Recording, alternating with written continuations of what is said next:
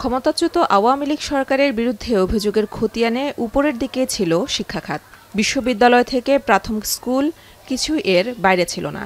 এই হযবরল অবস্থা থেকে প্রাথমিক শিক্ষাকে বের করে আনতে ৫ আগস্টের অভ্যুত্থানের পর পরামর্শক কমিটি গঠন করে দেয় অন্তর্বর্তী সরকার।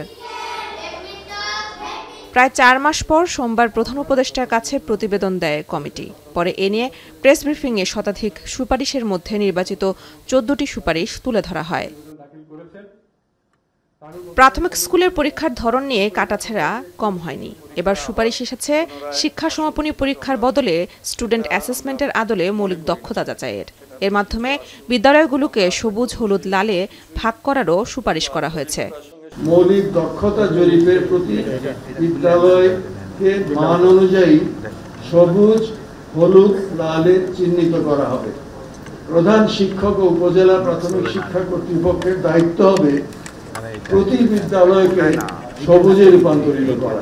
এছাড়া প্রাথমিক বিদ্যালয়ের সহকারী শিক্ষক পদের বিলুপ্তি সহ শিক্ষক পদে প্রবেশে ১২তম গ্রেড চালুর প্রস্তাব পরামর্শক কমিটির। ২ বছর পর পদোন্নতিতে ১১তম গ্রেড দেয়া ও প্রধান শিক্ষককে ১০ম গ্রেডে বেতন দেওয়ার সুপারিশ করা হয়েছে। বলা হয়েছে, প্রধান শিক্ষক পদে নিয়োগ দিতে হবে পদোন্নতির মাধ্যমে।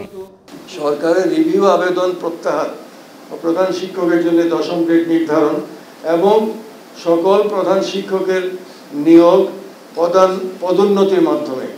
এ সময় সুপারিশপ্রাপ্ত প্রাথমিক বিদ্যালয়ের শিক্ষক নিয়োগ বাতিল প্রসঙ্গে হাইকোর্টের রায় পুনর্বিবেচনায় আপিল করার সিদ্ধান্তের কথা জানান প্রাথমিক ও গণশিক্ষা বিষয়ক উপদেষ্টা ডাক্তার বিধান রঞ্জন রায়।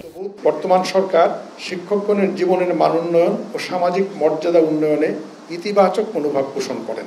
হাইকোর্টের রায় হয়েছে, তার এগেইনস্টে আমরা আপিল করেছি বিষয়টা পুনর্বিবেচনার জন্য। মেহেরিন অ্যানি, এখন, ঢাকা।